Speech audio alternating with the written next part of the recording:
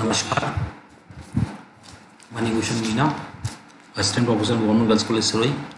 Digestion and absorption के next video में आपका स्वागत है।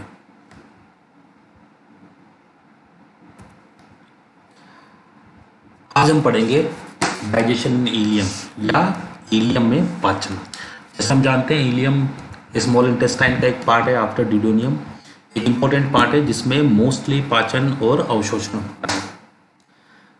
पाचन व अवशोषण का अधिकांश कार्य यहीं संपादित होता है, मतलब यहीं पे मोस्टली पाचन होता है। यही इस कार्य के लिए अडोप्टेड होती है पूरी तरह। इसकी अत्यधिक लंबाई विलाई माइक्रोविलाई की उपस्थिति के कारण अवशोषण हेतु अत्यधिक पृष्ठ सतह इसकी उपलब्ध होती है।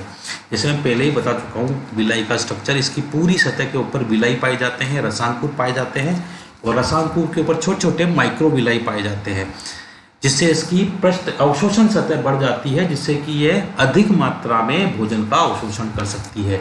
इसकी अगर ओतिकी और हिस्टोलॉजी की बात की जाए तो संपूर्ण स्मॉल इंटेस्टाइन की भित्ति में मुख्यतः 4 लेयर पाई जाती है, लेकिन इनकी म्यूकोसा तथा सब म्यूकोसा भोजन के पाचन व अवशोषण के लिए स्पेशलाइज या विशिष्टीकृत हो जाती है। म्यूकोसा में अनेक अंगुली रूपी उभार पाए जाते हैं जिनको रसांकुर या विलाई कहा जाता है। इन विलाई के ऊपर अनेक सूक्ष्मांकुर या माइक्रोविलाई पाए जाते हैं। इनके अंदर आर्टियोल तथा कैपिलरी और लैक्टियल डक्ट उपस्थित होती है। अगर इसकी संरचना की बात की जाए तो हम पहले भी संरचना इसकी पढ़ चुके हैं। हम ये देखते हैं जैसे इसमें पूरे बताए गए हैं किस तरह की है स्ट्रक्चर बताया गया है माइक्रोविलाई का। कैपिलरीज किस तरह इनके अंदर हम देख सकते हैं कि एक ये विलाई के 2 विलाई दिखाए गए हैं, इनके ऊपर छोटे छोटे एक तो बहुत सारे माइक्रोविलाई पाए जाते हैं। और किस तरह विलाई के अंदर ब्लड कैपिलरीज और लैक्टियल डक्ट पाई जाती है। जैसे पहले बता चुका हूँ, लैक्टियल डक्ट द्वारा वसा का अवशोषण किया जाता है और ब्लड कैपिलरीज द्वारा अन्य भोज्य पदार्थों का अवशोषण किया जाता है। ऐसा क्यों होता है इसकी स्टडी में आगे आने वाले वीडियोस में करेंगे, पर इसके अंदर से डायग्राम में दिखाया गया है कि 2 विलाई हैं, 2 विलाई के ऊपर छोटे छोटे बहुत सारे माइक्रोविलाइज पाए जाते हैं, उंगली रूपी उभार होते हैं ये, और इनके अंदर बहुत प्रकार की जैसे ग्लैंड्स पाई जाती है, वेनी पाए जाते हैं, कैपिलरीज पाई जाती है, आर्ट्रियोल्स पाई जाती है, लैक्टियल डक्ट्स पाए जाते हैं, नर्व फाइबर्स पाए जाते हैं, मसल्स पाई जाती है। इस प्रकार इनके निर्माण से पूरी स्मॉल इंटेस्टाइन में एक ब्रश बॉर्डर का निर्माण हो जाता है। इस ब्रश बॉर्डर के कारण अवशोषण सतह स्मॉल इंटेस्टाइन की 600 गुना या 600 टाइम्स बढ़ जाती है।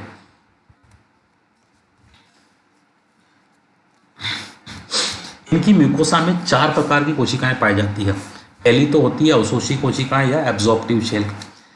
इन कोशिकाओं में अनेक प्रकार के सूक्ष्मांकुर या माइक्रोविलाई उपस्थित होते हैं, जिनसे ब्रश बॉर्डर का निर्माण होता है। अनेक पाचक एंजाइम पाए जाते हैं, जैसे कि मैं बता चुका हूँ आगे डायग्राम के अंदर। विलाई के ऊपर छोटे बहुत सारे माइक्रोविलाई पाए जाते हैं। यह एब्जॉर्प्टिव सेल से निर्मित होते हैं। दूसरी प्रकार की कोशिकाएं पाई जाती है गॉबलेट सेल्स। गॉबलेट सेल्स विशेष प्रकार की कोशिकाएं हैं जो मोस्टली पूरे एलिमेंट्री कैनाल के अंदर पाई जाती है। गॉबलेट सेल मोस्टली म्यूकस का सीक्रेशन करते हैं। मैं पहले बता चुका हूँ म्यूकस एक विशेष प्रोटीन से बना निर्मित एक लसलसा पदार्थ होता है जो भोजन को चिकनाई प्रदान करता है, जिससे वो इजीली मूव हो सके, इसका इजीली डाइजेशन हो सके। तीसरे प्रकार की कोशिकाएं पाई जाती है अंतःस्रावी कोशिकाएं या एंडोक्राइन सेल्स। यह हार्मोन का सीक्रेशन करती है। चौथी प्रकार की कोशिकाएं पाई जाती है पीनित सेल्स। यह लाइसोजाइम एंजाइम का सीक्रेशन या श्रावण करती है।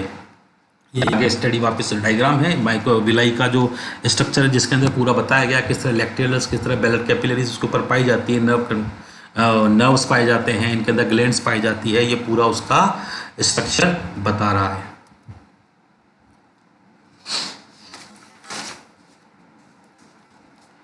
अभी जो विलाई होते हैं उंगली रूपी उभार, उनके मध्य में अवकाश पाया जाता है, जो स्पेस पाया जाता है, उनमें डिफरेंट टाइप की ग्लैंड्स पाई जाती है। इन ग्लैंड्स को हम क्या कहते हैं, लीबर कुंड की दरारें या क्रिप्ट्स ऑफ लीबर कुंड।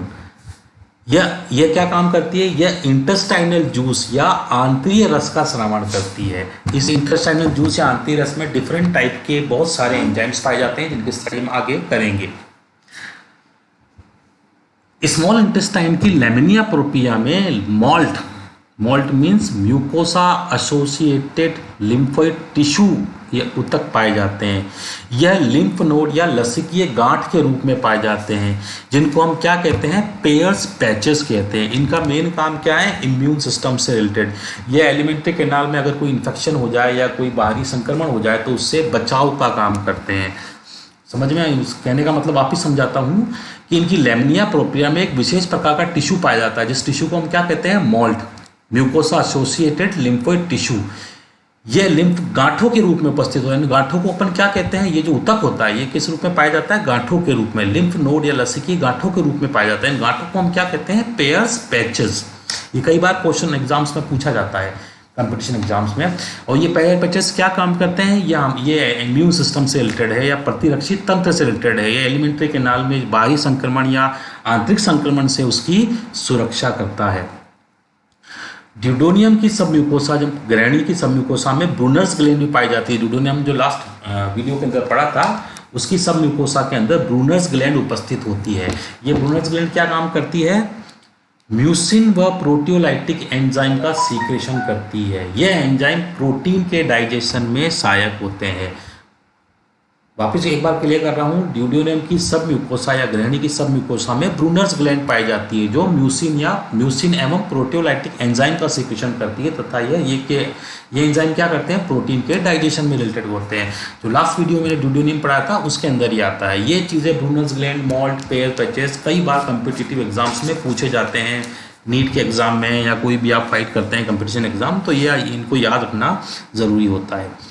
अब हम इंटेस्टाइनल जूस के केमिकल कंपोजिशन की बात करते हैं। केमिकल कंपोजिशन में इसका टोटल अमाउंट दिन भर में वो सीक्रेट होता है, वो होता है 1 से 2 लीटर प्रतिदिन। इसके अंदर 98.5% वाटर ही पाया जाता है। इसका इनऑर्गेनिक कंपोनेंट होता है इसमें करीब 1%, जिसमें sodium, magnesium, calcium, chloride, potassium, phosphate etcetera पाए जाते हैं। ऑर्गेनिक कंपोनेंट्स का 0.5% होता है, जिसमें mucin, enterokinase, erepsin, maltase, sucrase, lactase, lipase, polynucleotidase, nucleosidase etcetera पाए जाते हैं। ये मोस्टली एंजाइम्स हैं, जो हम इनमें से कई एग्जाम्स तो पिछले ड्यूडोनियम के अंदर पढ़ चुके हैं, वापस से उनको हम रिपीट करेंगे। अब हम इनके फंक्शंस की बात करते हैं, इनके एंजाइम्स कौन कौन से कार्य करते हैं।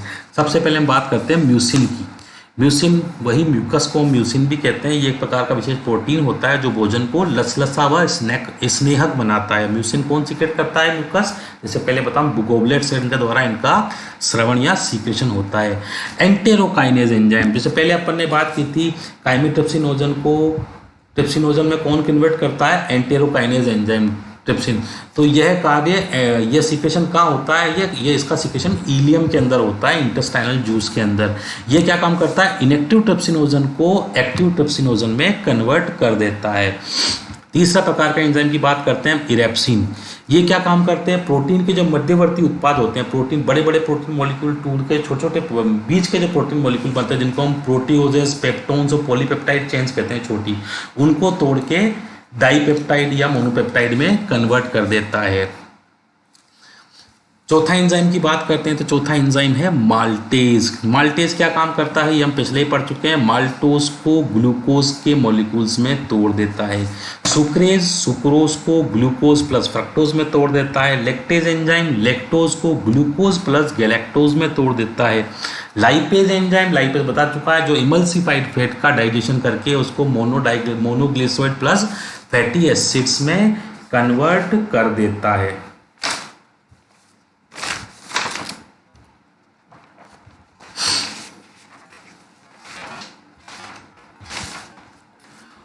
नेक्स्ट एंजाइम है पॉलीन्यूक्लियोटाइडेज। ये क्या काम करते हैं, न्यूक्लिक एसिड आरएनए और डीएनए को उसके न्यूक्लियोटाइड्स में तोड़ देता है। जैसे मैंने बताया था, आरएनएज और डीएनएज एंजाइम पाए जाते हैं, वह पॉलीन्यूक्लियोटाइडेज ही है। फॉस्फेटेजेज एंजाइम होते हैं। फॉस्फेटेजेज एंजाइम क्या होते हैं, न्यूक्लियोटाइड को न्यूक्लियोसाइड प्लस फॉस्फोरिक एसिड में तोड़ देता है। और न्यूक्लियोसाइडेज एंजाइम न्यूक्लियोसाइड्स को पेंटोज शुगर और नाइट्रोजन बेस में तोड़ देता है। हम जैसे हम डीएनए का स्ट्रक्चर पढ़ते हैं तो कैसे पढ़ते हैं, nitrogen base plus pentose sugar मिलकर क्या बनाते हैं, न्यूक्लियोसाइड। अब न्यूक्लियोसाइड में आप फास्फोरिक एसिड और जोड़ दो तो क्या बनता है, न्यूक्लियोटाइड, और यही न्यूक्लियोटाइड की चेन मिलके डीएनए या आरएनए बनाते हैं। तो ये पॉलीन्यूक्लियोटाइडेज, फॉस्फेटेज और न्यूक्लियोसाइडेज इनके संगठनों को तोड़ के उनको सिंपल मॉलिक्यूल में कन्वर्ट कर देते हैं, डीएनए आरएनए का अपघटन करते हैं। तो ये इलियम के जो एंजाइम थे, इंटेस्टाइनल जूस जो सीक्रेट होता है उसके सभी एंजाइम्स थे और उनके फंक्शंस थे कि वो क्या क्या फंक्शंस करते हैं। अब डाइजेशन का लास्ट देखते हैं, डाइजेशन इन लार्ज इंटेस्टाइन। कि बड़ी आंत्र में, छोटी आंत्र में हमने ड्यूडेनियम और इलियम पढ़ लिया। अब बड़ी आंत्र में पाचन का काम क्या क्या क्या होता है। बड़ी आंत्र का मुख्य कार्य अवशोषण का समापन, कुछ विटामिन का संश्लेषण और मल निर्माण और मल त्याग करना होता है।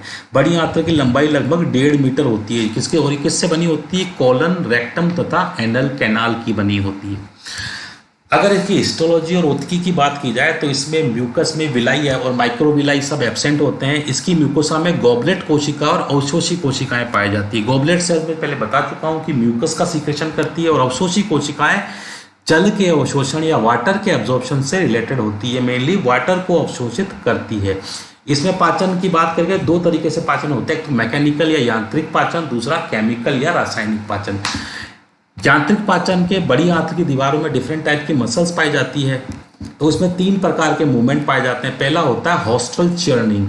हॉस्टल चर्निंग के अंदर जो अनुदैर्ध्य कोशिका, जो लॉन्गिट्यूडनल मसल्स हैं, वो बार बार संकुचित होकर पॉकेट जैसी स्ट्रक्चर का निर्माण करते हैं, जिनको अपन क्या कहते हैं? होस्ट्रा। इनके बाद जो इनके अंदर जो भोजन आता है तो उसका बारीक किया जाता है, मूव किया जाता है। दूसरे प्रकार का मूवमेंट कहलाता है क्रमांकुंचन या पेरिस्टालसिस। ये दिन में 3 से 12 मिनट की दर पे होता है। और तीसरे प्रकार का मूवमेंट होता है मास पेरिस्टालसिस या पिंडीय क्रमांकुंचन। यह क्रमांकुंचन बहुत तेजी से होता है, जो कोलन से जो अवशिष्ट भोजन बचा हुआ है उसको मलाशय के अंदर कन्वर्ट कर देता है। ये दिन में 2 या 3 बार होता है। तो ये इसके जो बड़ी आंत के अंदर जो पेशियों के संकुचन से जिस प्रकार का मूवमेंट होता है वो 3 प्रकार का मूवमेंट होता है। अब बात करते हैं रासायनिक पाचन या केमिकल डाइजेशन की।